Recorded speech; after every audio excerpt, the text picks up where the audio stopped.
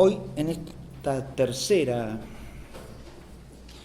conferencia, nos toca abordar la cuestión del fin y organización de la masonería, que hemos subtitulado Planificación y ejecución del Novus Ordo Seclorum. Voy a empezar la clase con una breve recapitulación de lo que hemos visto hasta aquí, porque hay un orden temático general que conviene explicitar.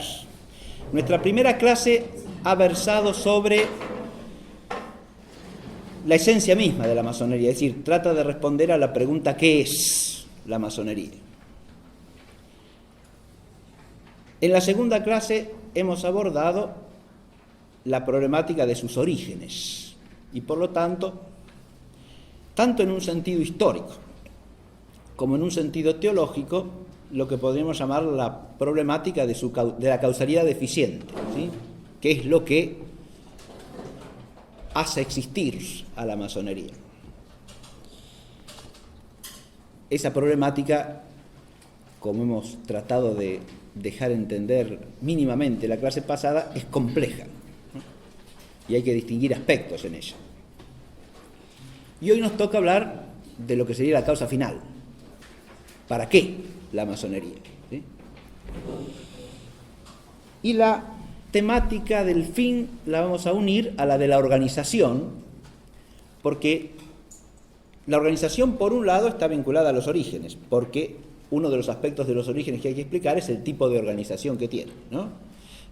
Es uno de los aspectos que mencionamos en la clase pasada, aunque no alcanzamos a desarrollarlo, ¿no? Pero también hay que vincularla con el fin porque es instrumental al fin. Es decir, la organización es tal porque hay que cumplir tal o cual fin. Claro.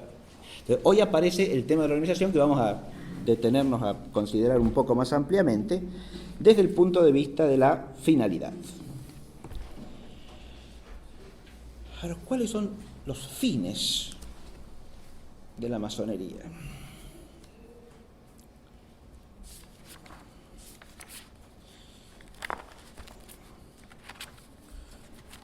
Yo voy a empezar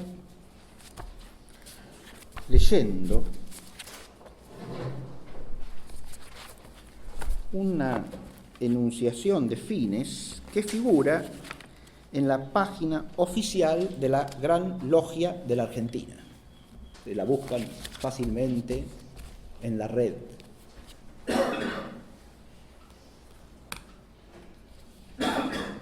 Y no bien abren la página, se van a encontrar con esto que yo voy a leer ahora. Dice, la masonería, una institución esencialmente filosófica, filantrópica y progresista. Es filosófica porque orienta al hombre hacia la investigación racional de las leyes de la naturaleza. Invita al esfuerzo del pensamiento que va desde la simbólica representación geométrica hacia la abstracción metafísica. Busca la reflexión filosófica, la penetración del sentido espiritual del movimiento de la historia. Contempla en cada tiempo histórico las nuevas inspiraciones doctrinarias y asimila de cada sistema filosófico lo que pueda significar el aporte al patrimonio de la verdad abstracta más allá del tiempo y del espacio. Es filantrópica porque practica el altruismo, desea el bienestar de todos los seres humanos y no está inspirada en la búsqueda de lucros personales de ninguna clase. Sus esfuerzos y sus recursos están dedicados al progreso y felicidad de la especie humana sin distinción de nacionalidad, razas, sexo ni religión, para lo cual tiende a la elevación de los espíritus y a la tranquilidad de las conciencias. Algunos apóstoles de la orden han expresado en frases sintéticas el espíritu ecuménico que anima a la masonería. Toda la especie humana es una sola familia dispersa sobre la faz de la tierra, todos los pueblos son hermanos y deben amarse unos a otros como tales. Desdichados los impíos que buscan una gloria cruel en la sangre de su hermano. Ramsey, 1725. Es progresista porque enseña y practica la solidaridad humana y la absoluta libertad de conciencia. La masonería tiene por objeto la búsqueda de la verdad desechando el fanatismo y abordando sin prejuicios todas las nuevas aportaciones de la invención humana. Estudia la moral universal y cultiva las ciencias y las artes y no pone obstáculo alguno en la investigación de la verdad. ¿Es la masonería una religión? La masonería no está afiliada ni puede afiliarse a ninguna religión determinada. Elevándose sobre toda clase de discusiones, ofrece a los amantes de la verdad el terreno más apropiado para la inteligencia mutua y la unión fraternal. No reconoce en la investigación científica ninguna autoridad superior a la razón humana y rechaza, por tanto, las verdades reveladas que aceptan las religiones positivas. Admite en su seno a personas de todos los credos religiosos sin distinción, siempre que sean tolerantes y respeten todas las opiniones profesadas, es decir, exentas de fanatismos, egoísmos y supersticiones. Hasta aquí la lectura.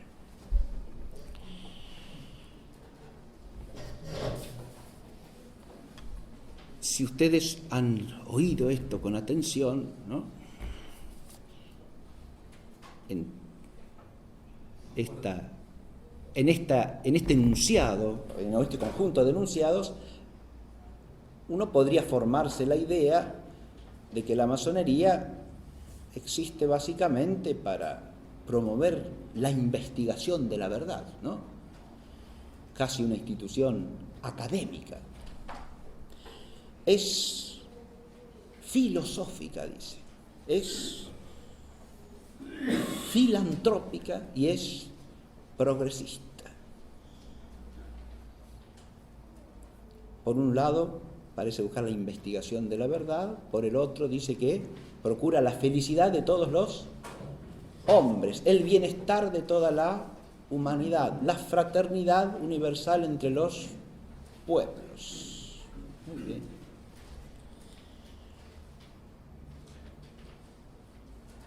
Y al final, uno va leyendo todo esto y uno puede decir, pero bueno, es un conjunto de finalidades que podría entusiasmar a mucha gente, ¿no?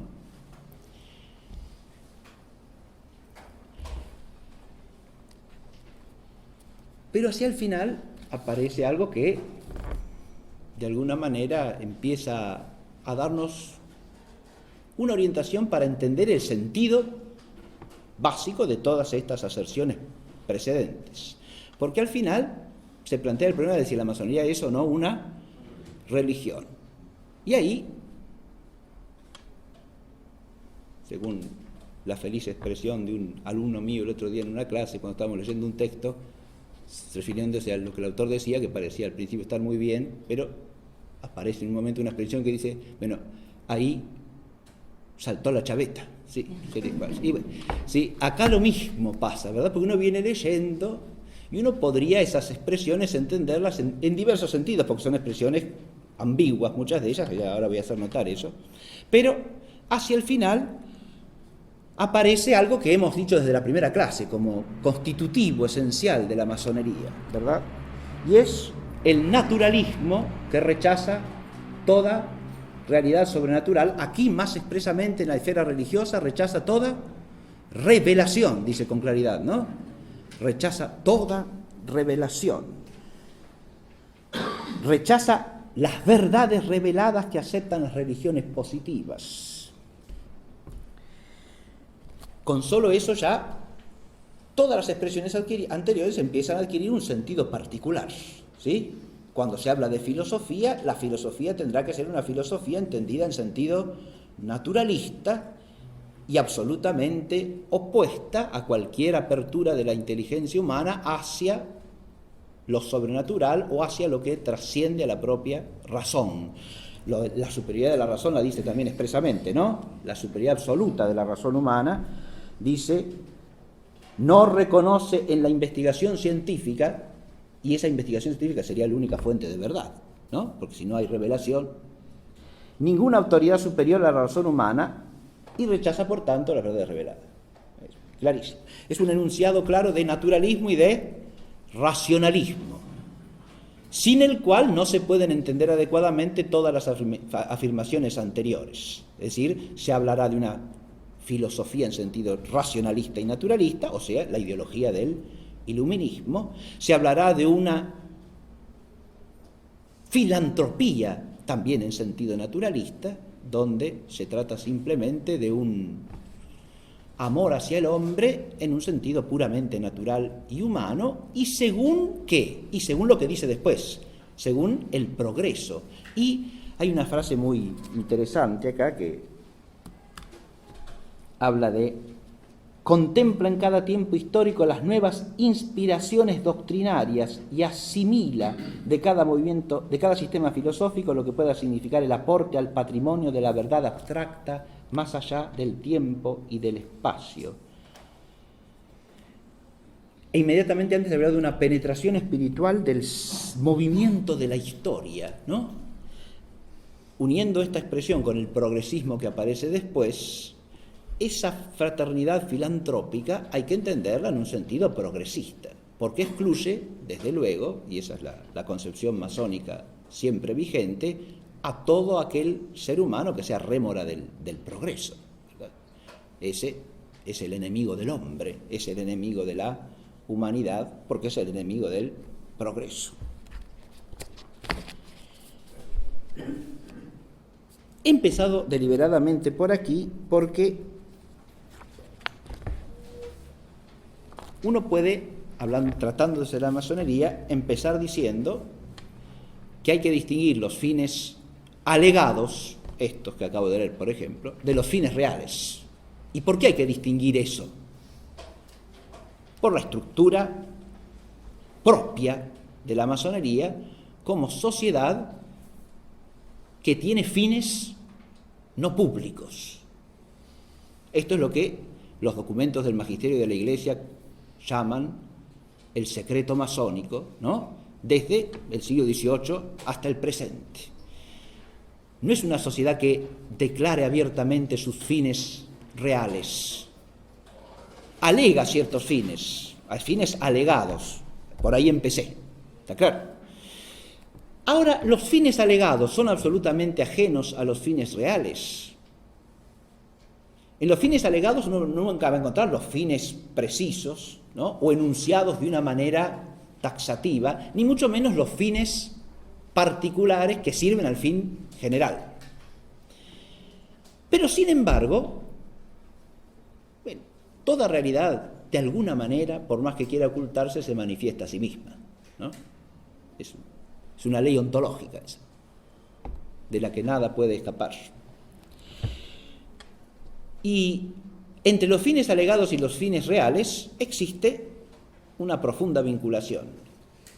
Y he empezado leyendo esto para que se advierta que si uno lee los fines alegados, si no está demasiado prevenido o si no tiene una formación que le permita discernir adecuadamente lo que está diciendo, puede que se engañe, hasta fácilmente. Pero no es que no diga nada de lo que está vinculado a los fines reales, porque lo dice. Dicho de otra manera, no es un engaño total, porque está hablando en términos que son aceptables solamente para alguien que sea racionalista y naturalista, y que esté dispuesto a subordinar cualquier religión positiva a esa presunta verdad que atraviesa todos los tiempos y todos los lugares, esa verdad universal, que concibe por sí sola el movimiento de la historia, el sentido de su progreso, penetra espiritualmente ese movimiento, sabe hacia dónde marcha la humanidad, está claro, por la sola razón, lo cual muestra que cualquiera que se adhiera a esos fines está claramente fuera de la fe cristiana. Aunque más no sea para advertir eso, ya se justifica esta clase, diría yo. El fin general de la masonería, que está implícito, insisto, en los fines alegados, lo he asociado a una frase que está en el subtítulo de la clase, ¿verdad? Ahí he puesto yo planificación y ejecución del Novus Ordo Seclorum. Esa expresión latina la pueden leer ustedes en este emblema que ven ahora en la pantalla, que quizá alguno de ustedes cuya procedencia quizá alguno de ustedes ya haya reconocido, ¿verdad? Porque esto se encuentra en los billetes de $1, se encuentra en muchos documentos oficiales norteamericanos, porque es el sello oficial de los Estados Unidos de Norteamérica, ¿sí? Ustedes ven ahí la pirámide, ¿no? Coronada con el ojo de la providencia o de la sabiduría divina. En la base de la pirámide se lee el año 1776, ¿no? Año de inicio de la Revolución de la Independencia norteamericana. Arriba se lee Annuit Ceptis, ¿sí? Expresión latina que, traducida literalmente, sería algo así como favorece a las cosas comenzadas o las cosas iniciadas, favorece nuestras empresas. El sujeto tácito de la frase, puesta como está allá arriba, parece ser la divinidad que rige el universo, ¿no? Que favorece sus emprendimientos, ¿no? Y abajo estaría, ¿cuál es ese emprendimiento? Y ese emprendimiento es el Novus Ordo Seclorum, el nuevo orden de los siglos.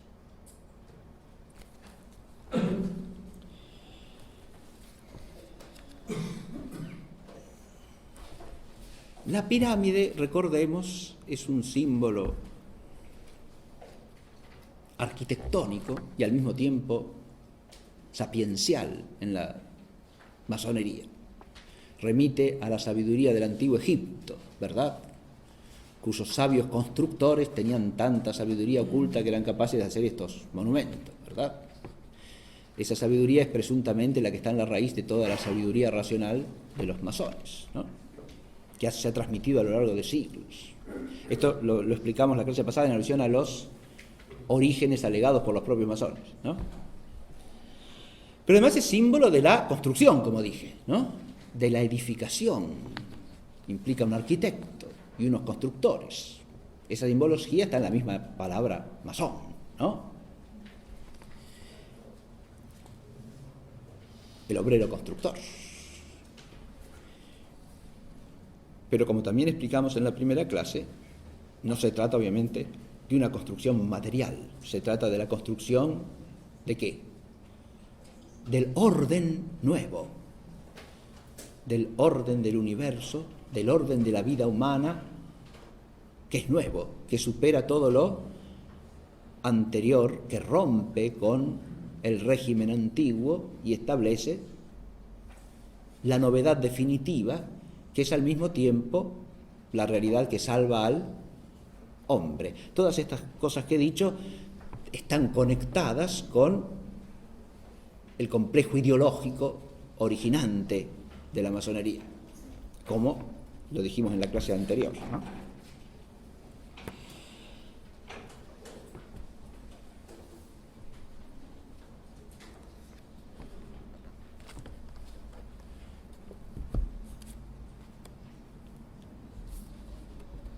Si uno quiere asomarse de alguna manera a este nuevo orden a través de algún texto que permita entenderlo desde la propia masonería, puede leer, yo veré nada más que un pasaje, un documento que alega Monseñor Meurin en el simbolismo de la masonería, en su obra La masonería, y que introduce con el siguiente pasaje.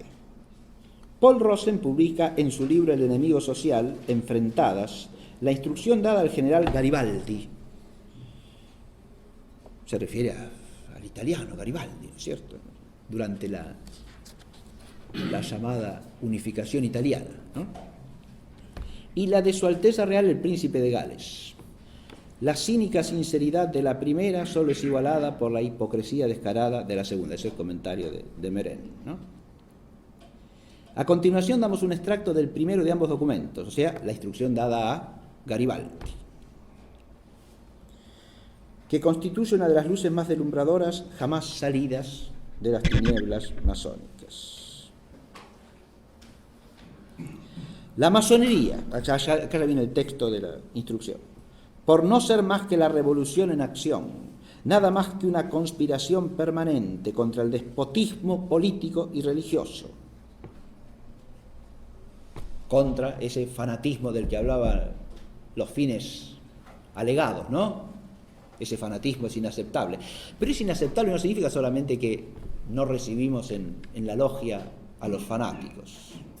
Ahí está la duplicidad del fin. Significa que planificamos y ejecutamos las acciones para que ese fanatismo desaparezca de la faz de la tierra. Y ahí está la función edificadora, ¿no? En aplicación de esa sabiduría universal y perenne. Una conspiración permanente contra el despotismo político y religioso. No se ha disfrazado por sí misma con esos emblemas ridículos con que los príncipes y sacerdotes evidencian en sociedad los papeles que han usurpado y robado. Pero príncipes y sacerdotes no podían vencer una institución que les es hostil y a la que tanto temen. Y han tenido en diversas ocasiones la perfidia de pasarse al campo enemigo, de hacerse masones e introducir así en la masonería esos usos, esas fórmulas, esos títulos, esas leyendas absurdas que debían falsear el espíritu de la institución, falseando sus tendencias, pareciendo que favorecían a los principios religiosos y aristocráticos en lugar de los democráticos y liberales. Acá el documento deja asomar ya un aparente conflicto, ¿verdad?, entre una masonería apegada a simbolismos exteriores, a rituales con cierto empaque, ¿no?, y al mismo tiempo favorecedora de la aristocracia. Uno podría pensar fácilmente en la Logia Unida de Inglaterra, ¿verdad?, y en su asociación con la monarquía británica, y una masonería de corte más radical, diríamos, en lo político, ¿no?, revolucionaria, democratista, liberal, enemiga de toda pompa y de todo símbolo exterior, dice acá, ¿verdad?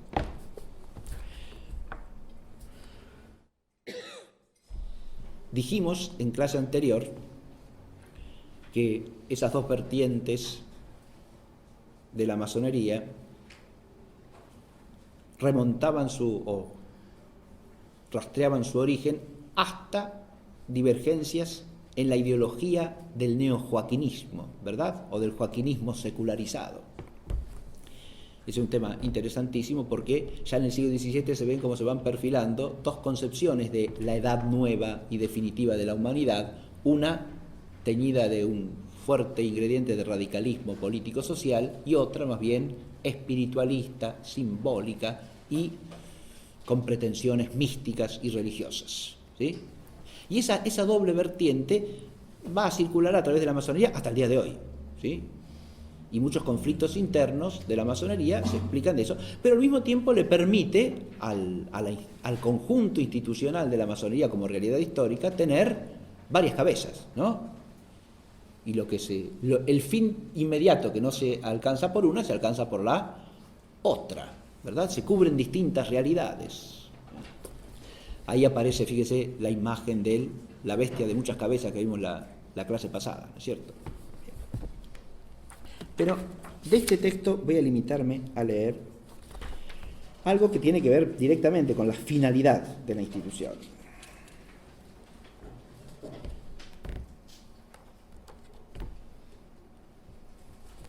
Toda vez que somos los constructores del nuevo templo de la dicha de la humanidad.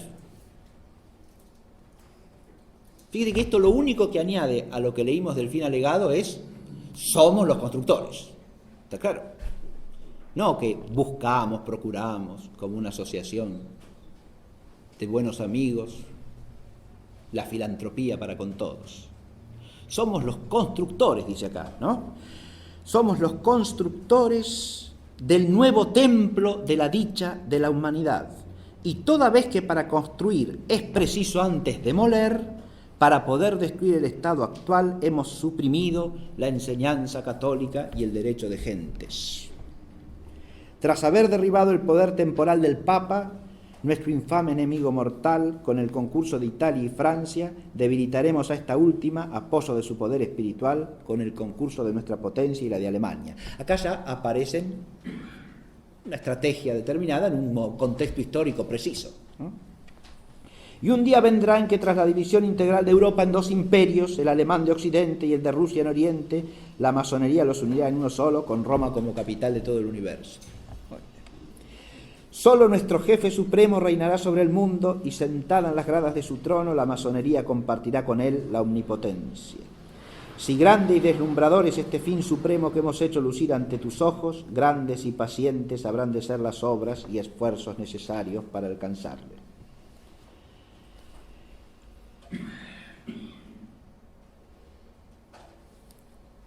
Y una sola cosa más leo. Debes comprender e interpretar cómo sigue nuestra santa divisa: libertad, igualdad, fraternidad.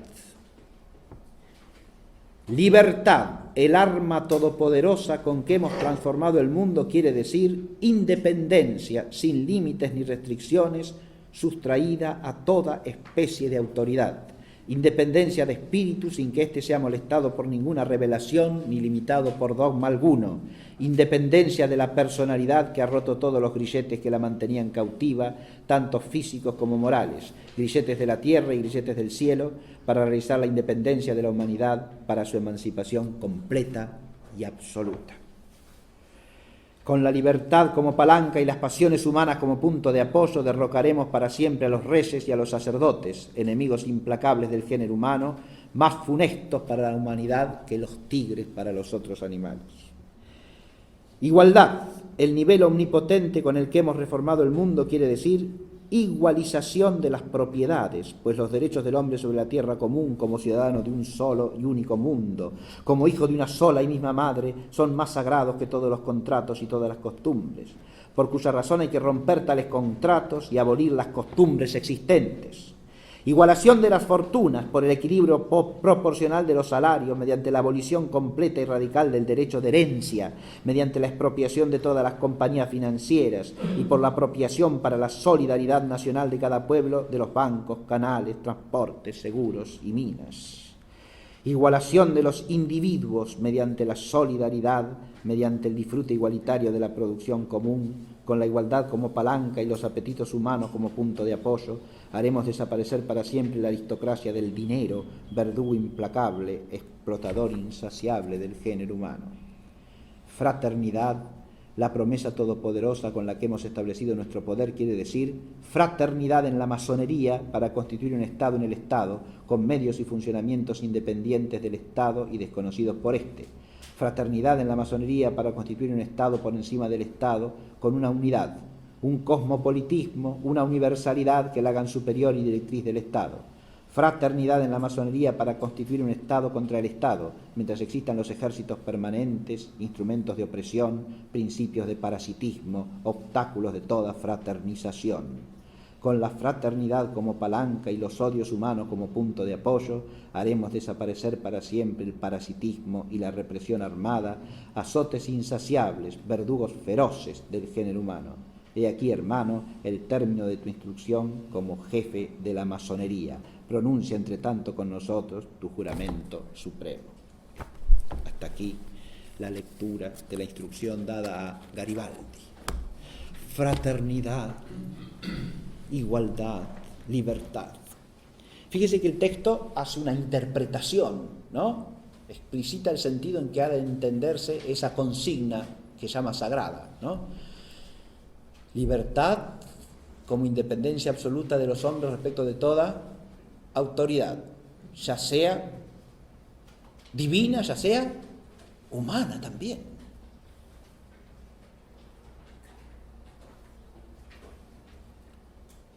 Igualdad absoluta, una igualdad en la que aparecen expresiones de fuerte tono socialista, ¿no? Comunista, supresión de la propiedad privada, estatización de las grandes empresas y de la gran banca, ¿verdad? O sea, concentración en pocas manos y en el poder de pocos de todos los medios, y principalmente de esos pocos constituidos en Estado. Pero no, el Estado, ¿qué Estado? Y el revolucionario siempre se entiende porque cuando se habla de fraternidad, ¿la fraternidad cómo se entiende? Es la fraternidad entre los masones para constituir un Estado dentro del Estado, un Estado por encima del Estado, un paraestado universal que de alguna manera construye la historia de todos los estados, de todas las naciones, de todos los hombres. Por acá ya vemos una explicitación más clara del fin general de la masonería, ¿no? Construir el nuevo orden de los siglos. Como dice expresamente este documento, construir el nuevo templo de la dicha de la humanidad.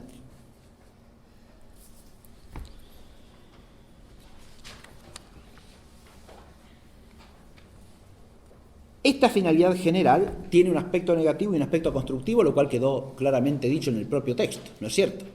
Para edificar primero hay que demoler, está claro, hay que barrer con lo que existe y edificar a partir de allí.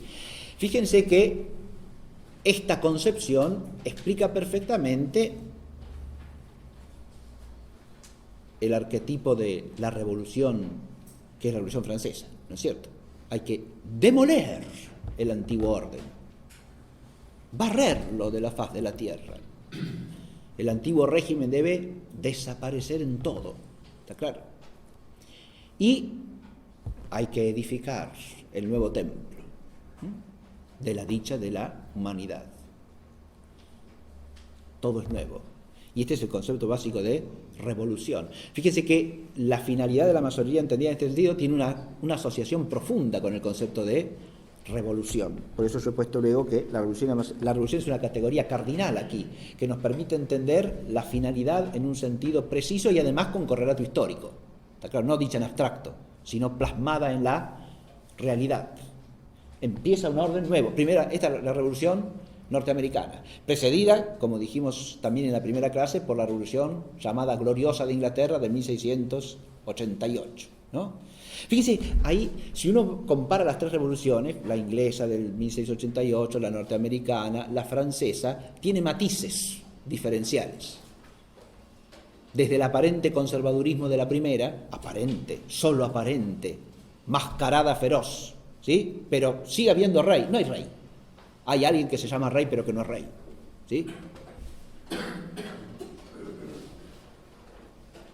Y así todo. Parece, pero a través de eso que parece que continúa, lo mismo pasa con el anglicanismo respecto del catolicismo si uno lo compara con los calvinistas o los luteranos. A través de eso que parece, la realidad profunda es el nuevo orden, ¿sí? La revolución. El extremo opuesto sería el tipo de revolución no enmascarada, sino franca, ¿no? Pero fíjese que, como son revoluciones, no vacilan en llamarse tales, ¿no? Además, la inglesa hasta se autocalifica de gloriosa, ¿no? Fíjese que el término gloria es un término de sentido y peso primariamente religioso, ¿no? Y la gloria en el contexto de cristiandad es siempre la gloria de Dios, ¿verdad? La gloria tiene un sentido preciso teológicamente hablando. Llamar a una revolución gloriosa es envolverla en un manto de divinidad, ¿verdad? Como hace este emblema, ¿o no? Dios favorece nuestras empresas. Lo que hacemos lo quiere Dios.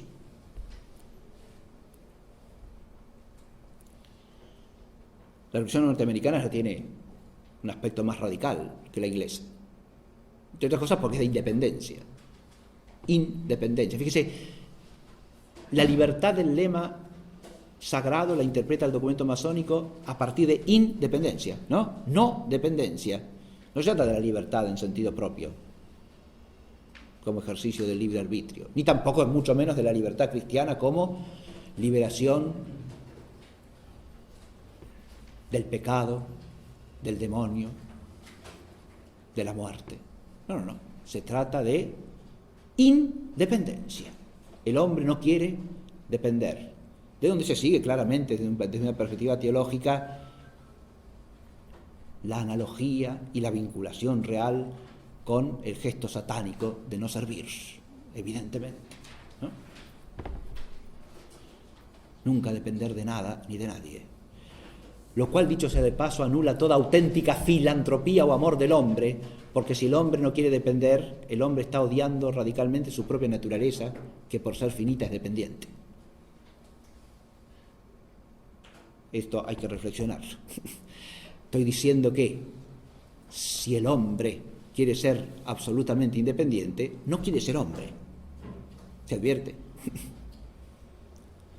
Hay un tenaz odio hacia la naturaleza humana que también refleja el origen satánico, ¿no? De la envidia satánica contra la naturaleza humana, elevada por Dios sobrenaturalmente a ser la naturaleza del Rey de Reyes y Señor de Señores, ¿no? Porque el Verbo se hizo carne, no ángel. Este es otro tema teológico que también apunté en la clase primera, ¿verdad?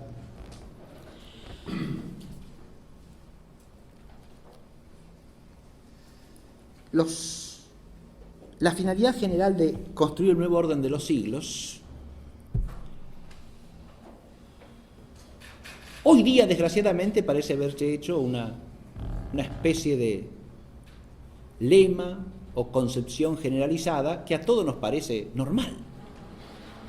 La oímos repetida por todos lados y hay que cooperar al progreso de la humanidad, por ejemplo. Hay que cooperar a la paz mundial, entendida quién sabe cómo, ¿sí? No como la tranquilidad en el orden auténtico, sino como el establecimiento del nuevo orden, ¿no? Para el cual se justifica hacer cualquier guerra, por otra parte, ¿no?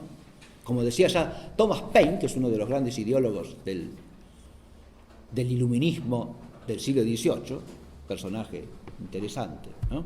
Thomas Paine dice: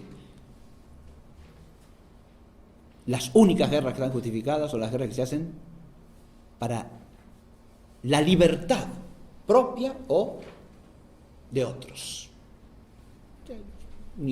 Una concepción masónica, ¿está claro? Si usted, la libertad entendida como hemos oído recién, entonces si usted quiere establecer la libertad, quiere decir acá la independencia del hombre respecto del Dios verdadero y respecto de cualquier autoridad humana que dependa de la de Dios, por eso hay que abolir también la ley natural, lo dice el documento, ¿no? Porque esa en realidad se funda en Dios. Esa no, esa nunca la busca la masonería. La masonería sistemáticamente busca una ley establecida solo por el hombre y no puede procurar otra cosa. Y no puede dejar de barrer la ley natural, porque la ley natural es señorío de Dios sobre el hombre, es dependencia. No es una ley que pone el hombre, que establece el hombre, es una ley que el hombre reconoce, pero que le está dada por un legislador que lo trasciende. Dependencia, no señor. Independencia, que eso viene a significar libertad, ¿no? No dependencia. Pero este fin general implica múltiples fines estratégicos, dicho. Múltiples fines estratégicos quiere decir que, bueno, tenemos fines que cumplir en muchos lugares, en muchas instancias históricas distintas, ¿sí? Será esta revolución aquí, destruir esta monarquía en este momento, destruir esta otra en este momento, hacer saltar el imperio español en otro momento, etcétera, etcétera, ¿no? Sí. Y son finalidades precisas en la marcha de la historia. Como en la primera clase yo aludí al hilo conductor que unía tres conmemoraciones, ¿no? 1517, 1717, 1917, voy a leer brevemente en referencia a una finalidad estratégica particular, una referencia que aparece en la obra de Michel Dugast-Ruyer, que constituye una biografía de Carlos de Habsburgo y se llama Carlos de Habsburgo, el último emperador, ¿sí? Y en esta obra de Dugast-Ruyer podemos leer lo siguiente. Está hablando del comienzo del año 1914. Después de la cena, Francisco Fernando, que ustedes saben es el archiduque que fue asesinado en Sarajevo, ¿no? Tomó parte a Carlos y le dijo: estoy convencido de que voy a ser asesinado. La policía está al corriente. Más adelante, el mismo texto dice, en su libro sobre Carlos, Herbert Vivian, historiador inglés, cuenta que a lo largo del año 1913, Francisco Fernando había asegurado al conde Czernin que se sabía objeto del odio implacable de los masones que le habían condenado a muerte. O sea, hay un testimonio de que él dijo que lo iban a asesinar. Y hay un autor que refiere que Francisco Fernando le habría dicho al conde Czernin que estaba seguro que lo iban a matar porque la masonería lo quería. Muy bien. Y ahora leo la nota que se refería a esto que acaba de decir. Hecho desconcertante, la Revue Internationale des Sociétés Secrètes, Revista Internacional de las Sociedades Secretas, del 15 de septiembre de 1912. 15 de septiembre de 1912. Había anunciado la condena a muerte del archiduque Francisco Fernando. Esta publicación revelaba las conclusiones de la Convención Masónica del otoño de 1911. Durante los meses que precedieron a la guerra, el coronel House, ya lo nombramos en la primera clase no sé si lo recuerdan, pero es el que interviene para que Trotsky pueda salir de Nueva York y llegar sano y salvo a Rusia para ser una de las cabecillas de la revolución comunista, ¿no? Secretario de el presidente Woodrow Wilson. Durante los meses que precedieron a la guerra, el coronel House, consejero íntimo del presidente Wilson, había vaticinado el asesinato de Francisco Fernando. House era discípulo de los Masters of Wisdom. En 1919 fundó en París el Consejo de Relaciones Extranjeras. La guerra de 1914 había sido anunciada en documentos masónicos, en particular en la revista mencionada más arriba. Entre los objetivos de esta guerra, están anunciando un asesinato y una guerra antes de que acontezca. Pues cuando uno habla de planificación y ejecución de un orden, está hablando de acciones concretas que llevan a la transformación de la realidad, ¿no? Hay que demoler y hay que edificar el nuevo templo. ¿Está claro?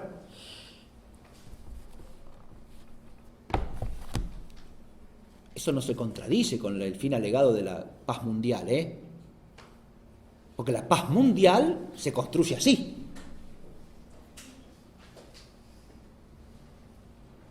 Hay que eliminar todo lo que impide la paz mundial.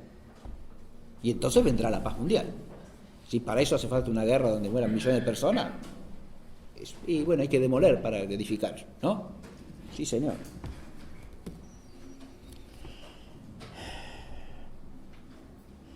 La guerra de 1914 había sido anunciada en documentos masónicos, en particular en la revista mencionada más arriba. Entre los objetivos de esta guerra declarada anticipadamente figuraban la destrucción de Austria-Hungría como potencia católica, fin logrado, la eliminación de la dinastía de los Hohenzollern, fin logrado, y la creación de nuevos estados en Europa Central, fin logrado, así como la Revolución Rusa, también. Podemos relacionar con estos hechos la sorprendente frase pronunciada el 15 de abril de 1960, en la Academia de Ciencias Morales y Políticas de París por el conde de Coudenhove-Kalergi. La caída del imperio de los papas ha permitido el nacimiento de la idea de una federación europea laica. Llámenla Unión Europea, llámenla como quieran. Bien, esto es.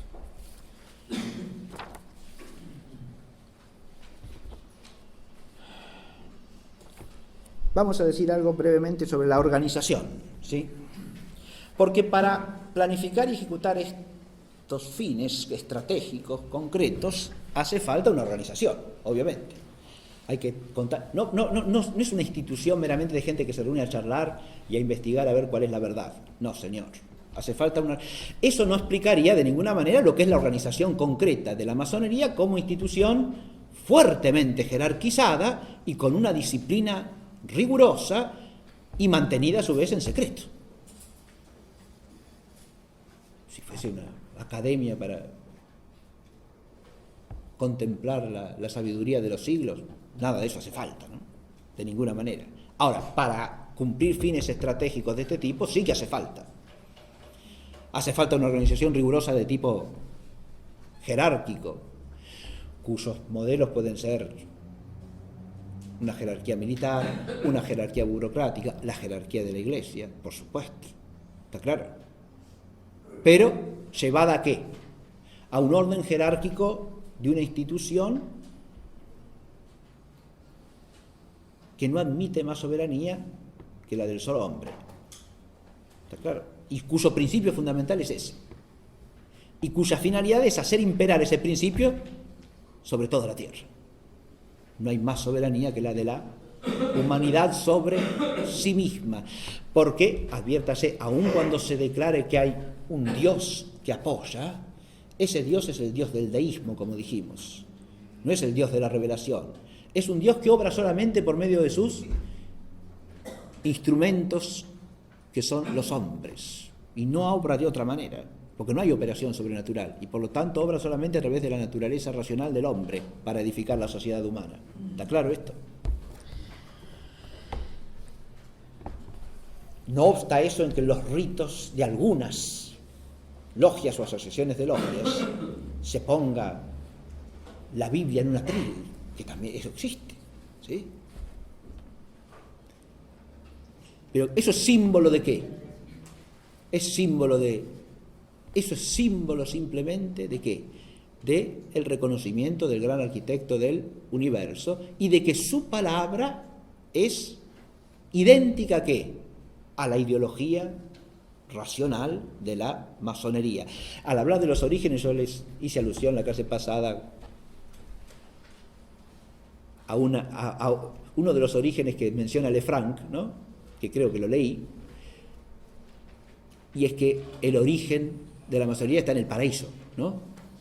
La primera tenida masónica es entre Adán y Eva, antes del pecado. ¿Por qué? Y porque antes del pecado tenían la razón íntegra y perfecta, la que hemos recuperado ahora gracias a hacer desaparecer las tinieblas de la superstición, ¿no? Y de la credulidad respecto de las religiones reveladas.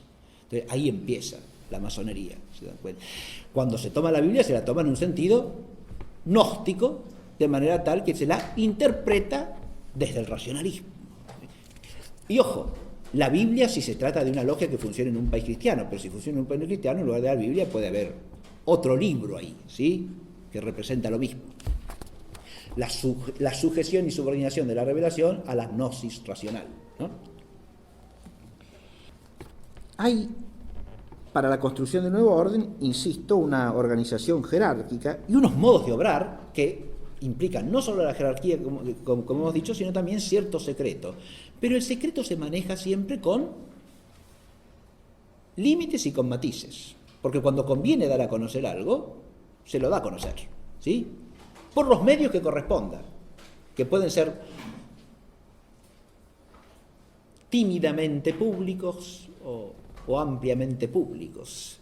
Fíjense que acá hay un aspecto interesantísimo que une la estrategia con el fin, y es el siguiente, y hacia todo esto que está expuesto acá en el esquema, y es la vinculación entre lo que podríamos llamar fines prácticos y el fin de difundir la ideología. Adviértese que la revolución no está completa con solo lograr una finalidad práctico-social. Usted puede derribar el antiguo régimen, pero si la gente sigue pensando igual, el triunfo de la revolución es aparente, ¿está claro?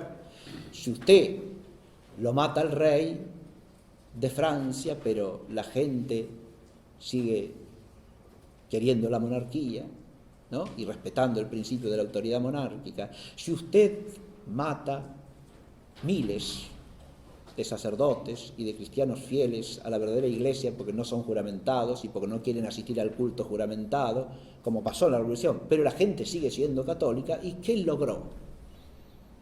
Logró nada más que el fin en apariencia, es decir, el fin institucional, ¿sí?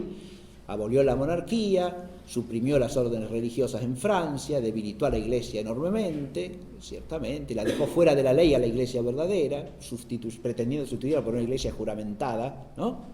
Condenada por breve pontificio. De manera que usted ha logrado a medias la cosa.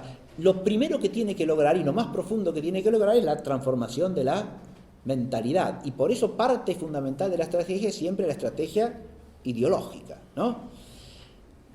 Adviértase que una presentación de fines como la que leí de entrada no funciona si las palabras que usa no son palabras que están ideológicamente preparadas para que cumplan su impacto. ¿Se entiende? Hay un manejo del lenguaje que es fundamental, que es anterior a cualquier revolución operativa, digamos, político, social o económica, y posterior también. Porque la revolución, una vez instalada como poder, ¿qué tiene que lograr? Eso, la transformación de las mentalidades. ¿Está claro? Por eso, ¿de qué trata de apropiarse inmediatamente? Primero de las familias, o de los niños y jóvenes separándolos de la familia, ¿no? Para poder educarlos en la ideología de la revolución. Y después de la escuela, claro, también. Sí, lógico. Hay que adueñarse, hoy día también, digamos, de los medios masivos de comunicación, lógicamente, y también ya desde el siglo XVIII, la prensa masónica es un elemento fundamental. No las revistas como esta que circulan, que cita Dugas-Rouillet, que circulan solamente entre masones, ¿eh? ¿Está claro? Ya eso usted lo puede conseguir 100 años después, digamos, ¿sí? No en el momento en que se publica. Está claro esto que digo, ¿no? Pero sí diarios que son diarios de circulación masiva y que usted en principio no es el diario de la masonería, no, pero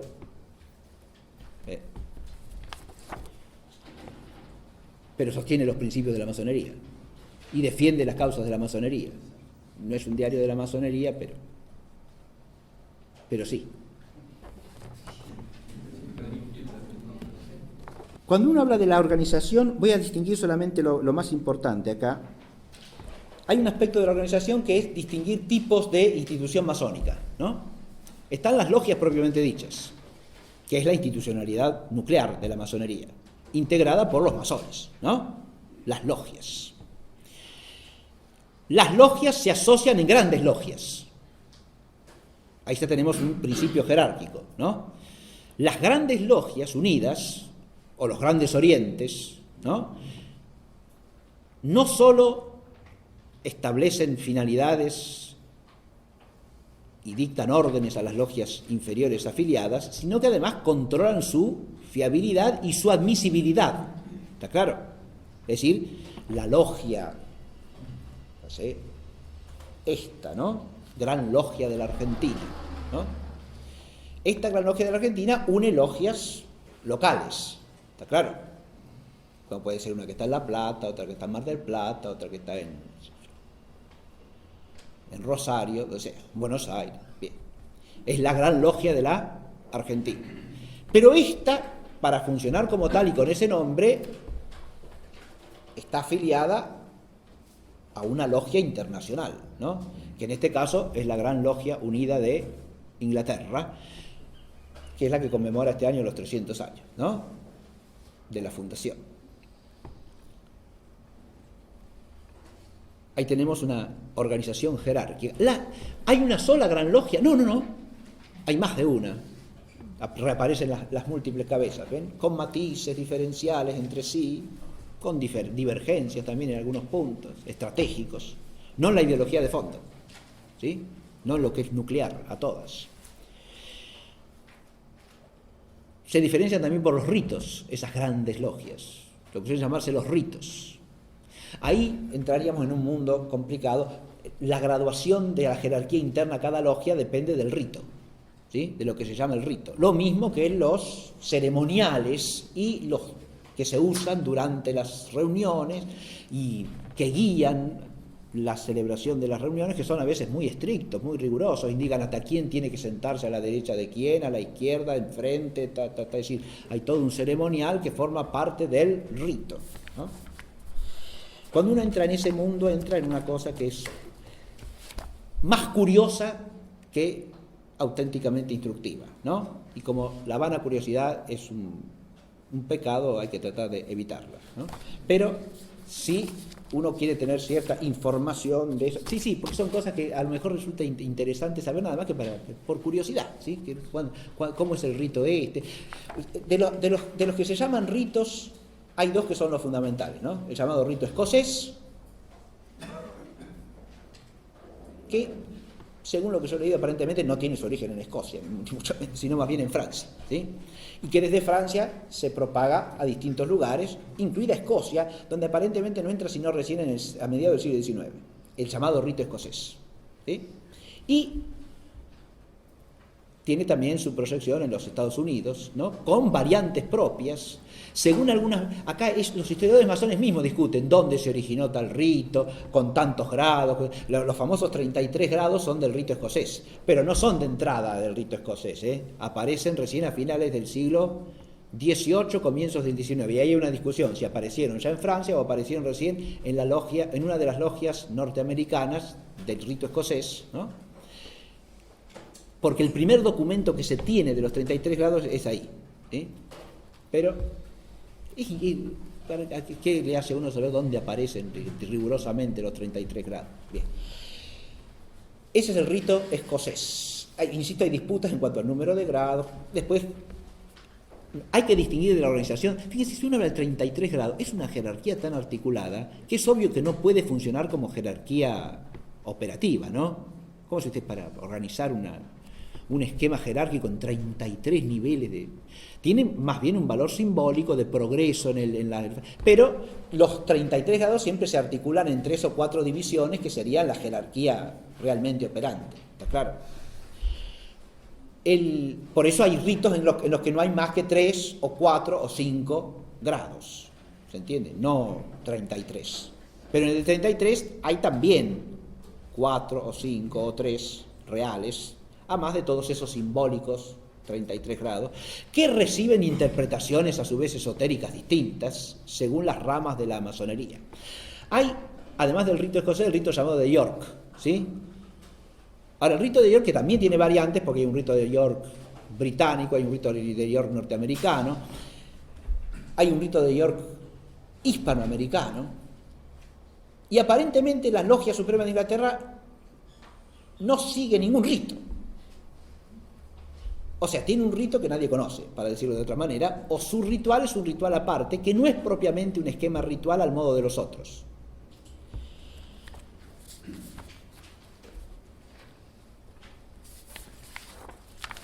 Voy a leer una sola cosita con respecto a los ritos porque me pareció interesante como ejemplo de la complejidad de los rituales y al mismo tiempo del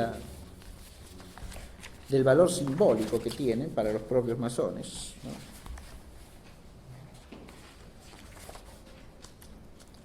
Información sobre los ritos se encuentra ustedes abundantemente en las páginas oficiales, con respecto a ciertos aspectos del rito, por ejemplo. Les voy a leer una sola cosita que tiene que ver con eso, como una muestra de lo que es este mundo de los rituales masones. Esto pertenece también a una página oficial que es de la masonería del Perú. Y dice así: la masonería liderada por la Gran Logia Unida de Inglaterra no tiene un rito oficial, y menos referencias a este tópico en su constitución. Lo que se conoce y practica son rituales como emulación, estabilidad, West End, Logic, entre tantos otros. O sea, hay distintos rituales que se practican, ¿no? No hay nada constitucional, quiere decir. No es que no hay ritual, sino que los rituales no están establecidos en la Constitución. En los Estados Unidos y otros países existe el rito de York, que define la masonería capitular, que comprende una serie de grados al cual pueden acceder los maestros masones. En consecuencia, separemos el craft, masonería azul o simbólica, del chapter, capítulos, y convengamos que en los Estados Unidos el rito de York es masonería capitular. Y sigue así, suficiente. Insisto que esto es más bien curioso que otra cosa, ¿no? Pero además de las logias masónicas propiamente dichas, y esto sí es importante históricamente distinguirlo, hay asociaciones que no son logias masónicas, que son asociaciones que podríamos llamar paramasónicas o paralelas, y que sin embargo tienen importancia táctica. ¿Por qué? Porque sirven de instrumentos, ya sea para la penetración ideológica de la masonería, ya sea como instituciones reclutadoras, o previas al reclutamiento, ya sea como instituciones que ejecutan aspectos de cierto plan. Y ahí es donde tenemos que inscribir las llamadas logias operativas, ¿no? Estas abundaron en ciertos contextos históricos. Cuando se habla de nuestra historia, suele hacerse alusión a la llamada logia Lautaro, ¿no? La logia Lautaro nunca fue una logia masónica, en sentido propio, ¿está claro? No era una logia integrada por masones y afiliada a una gran logia, no era eso. Pero sí era una logia operativa, es decir, una agrupación de personas que se comprometían a cumplir ciertas finalidades precisas. En ese caso, luchar por la independencia de las provincias de los reinos de Indias, ¿sí? Además de las logias operativas están los llamados clubes, ¿no? Y los clubes tenían mucho que ver con la difusión de la ideología masónica, ¿no? Los clubes pulularon, por ejemplo, en Francia en el siglo XVIII. Si ustedes van al libro de Baruel y Memorias para la Historia del Jacobinismo, encontrarán una larga lista de los clubes que funcionaban en todas las ciudades importantes de Francia en el siglo XVIII. Impresionante, ¿está claro? Y esos clubes estaban de moda socialmente, ¿me entiende? Iba la gente elegante, y claro, era una cosa así. Se reunían ahí, tomaban algo, comían algo un ratito, ¿sí? Las personas interesadas a veces en ir directamente a la organización y ejecución de la revolución manifestaban desprecio por los clubes, ¿no? Los clubes se va a perder el tiempo, ¿no? Claro, ¿por qué no? El club era como una especie de lugar donde se intercambiaban ideas, se tanteaba a las personas, ¿está claro? Y se divulgaba la ideología de una manera laxa, diríamos, ¿no? Otra cosa son lo que podrían llamar instituciones análogas o preparatorias, que pueden ser de carácter filantrópico o también de carácter académico, ¿sí? Son instituciones vinculadas a la ideología de la masonería, por lo menos. Algunas pueden estar vinculadas no solo a la ideología, sino también tener un vínculo institucional, ¿sí? Más allá del ideológico, pero de alguna manera son auspiciadas por la masonería. Una manera concreta de auspiciarlas es, por supuesto, la financiación, ¿no? Obtenida por medio de la banca asociada a la masonería. Eso ya es otro instrumento operativo, ¿sí? Porque obviamente para organizar grandes proyectos se necesita financiación, ¿verdad?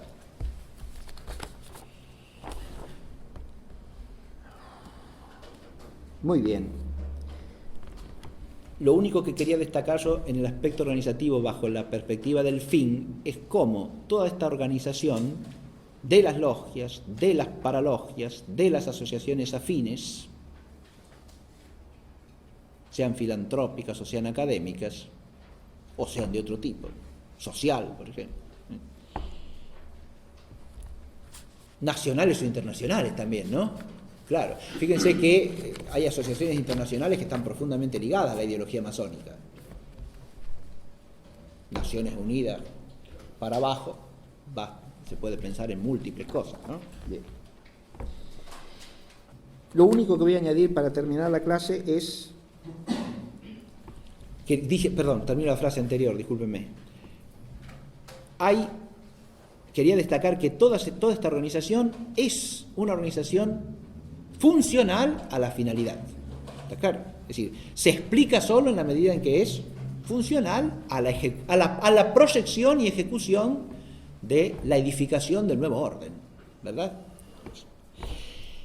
En sí misma también tiene valores simbólicos, ojo, y los valores simbólicos no son deleznables ni mucho menos menospreciables, porque el hombre es un ser que vive de símbolos, ¿sí? De manera tal, esto es un símbolo, ¿no? La masonería tiene muchos símbolos, y símbolos que tienen eficacia y presencia histórica. La capital de esta nación está llena de símbolos masónicos, ¿no?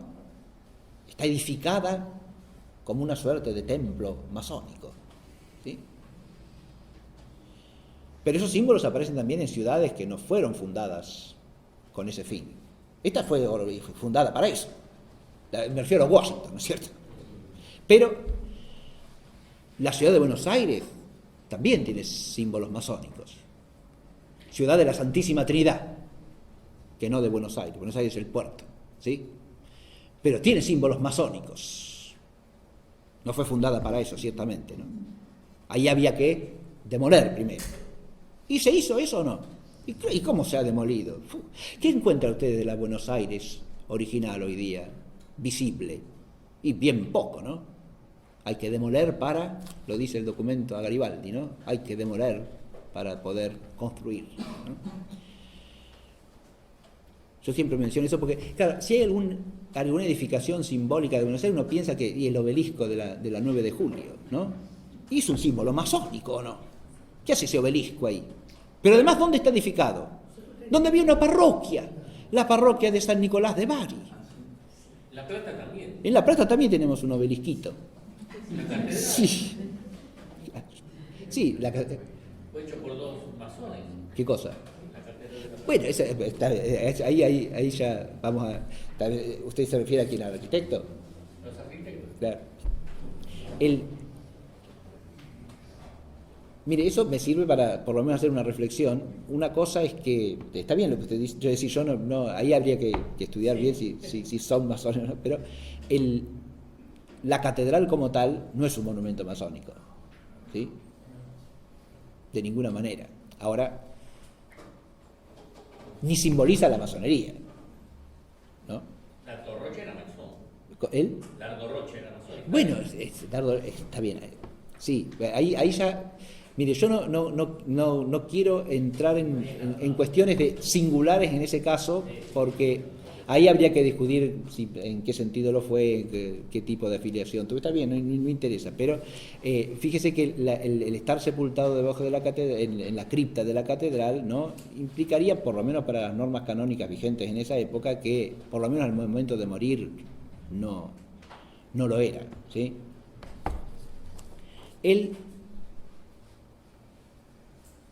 Pero lo que quería hacer alusión es que a que hay símbolos visibles. El obelisco no es el primero de Buenos Aires, en ese sentido, porque en la Plaza Mayor de Buenos Aires, ya en el primer aniversario de la Revolución de Mayo, se hizo una pirámide. ¿Qué es eso? ¿A cuento de qué? Hay una pirámide en la Plaza Mayor de la ciudad de Buenos Aires. Sigue siendo también el emblema de la Plaza Mayor, ¿no? La pirámide de Mayo. Aunque esta es la tercera, no es la original, ¿eh? La que hoy día se ve no es la que hicieron en 1811, ¿no? Esa la taparon con otra en los años 60 del siglo XIX, ¿no? Y ahora es el tercer monumento visible. Bien, pero ¿y qué es ahí una pirámide? ¿A cuento de qué? Eso también es un símbolo de que... Fíjense que esa ciudad había sido victoriosa contra los invasores ingleses, ¿no? Y poco tiempo después viene a tener una pirámide ahí, instalada como una especie de sorda venganza, diríamos, y victoria del derrotado, ¿no? Porque a partir de ahí empieza otra historia, un nuevo orden, ¿sí? En algunas cosas, por lo menos. Es otro símbolo, fíjense. Nuestra nación tiene como canción patria un símbolo desconcertante, porque es una canción formalmente atea, no nombra a Dios nunca. ¿Y el escudo nacional? Y que exalta, el escudo es lo mismo. El exalta, fíjense que son símbolos que van a ser...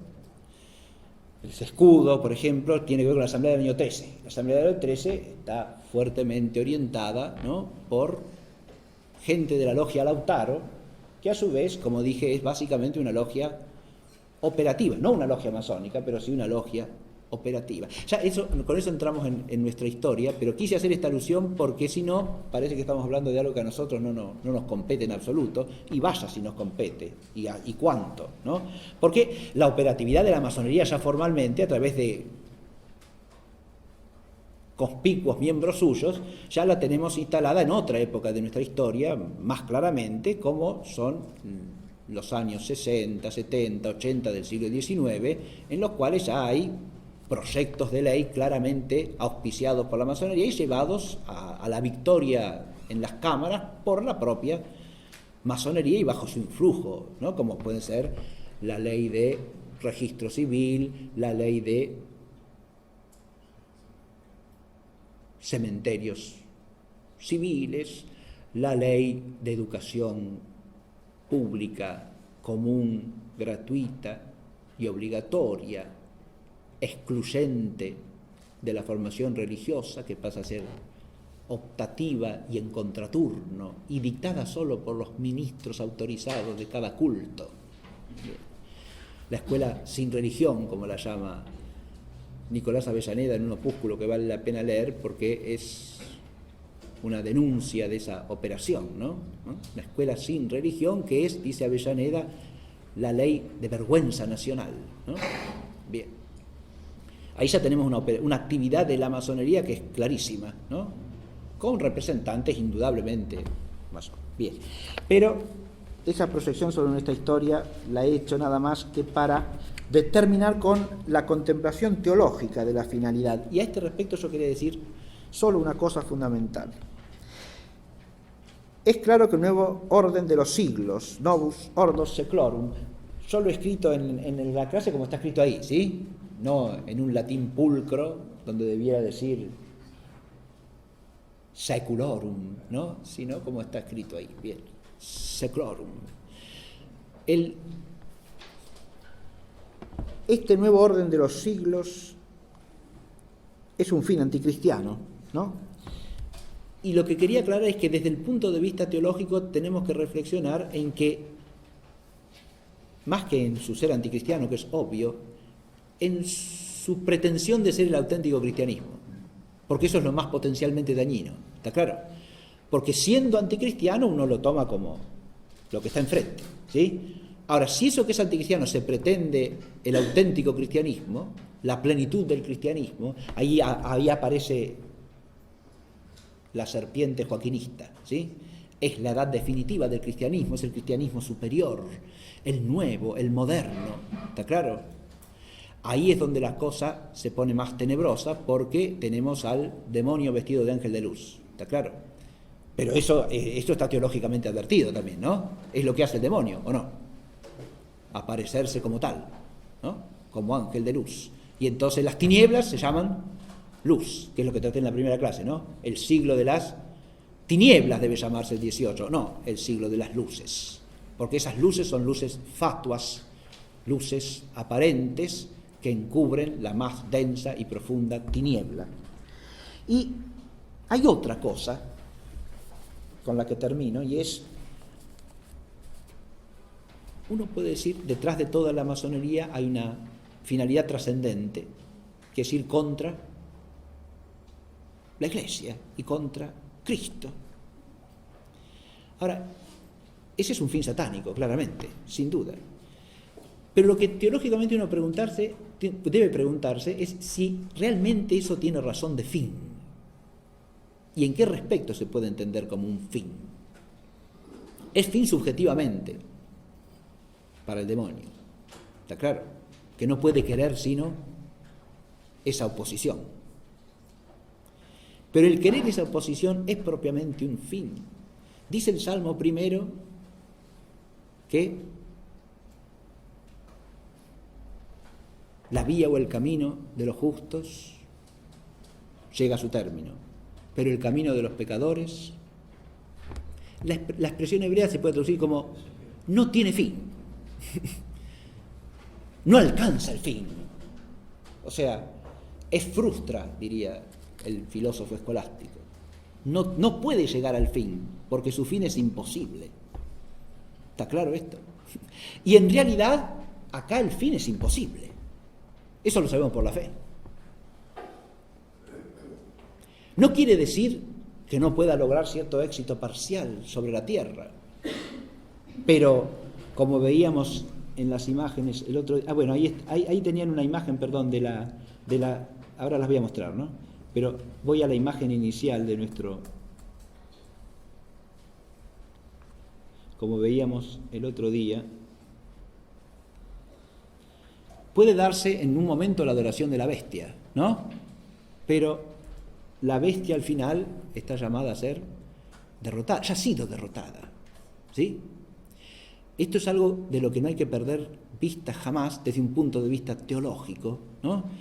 Primero, para afianzarse en la fe y en la esperanza, ¿no? Y contemplar esto con ojos cristianos, no con ojos de desesperación temporal meramente humana. Se advierte esto, porque si no las miramos sin fe. Y es lo que este curso trata de evitar, ¿no?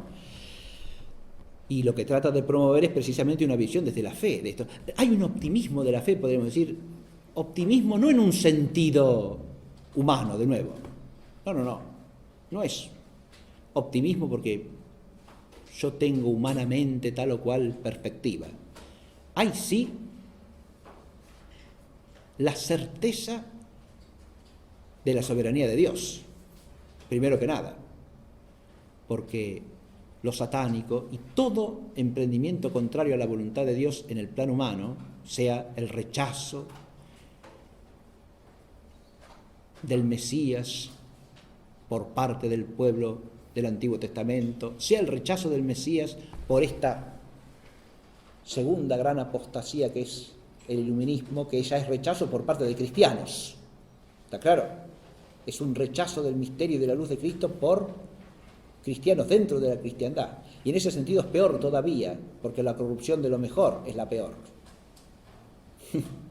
Y el Nuevo Testamento es la plenitud del Antiguo. Todo eso es parte del misterio de la historia en que caminamos. ¿Está claro?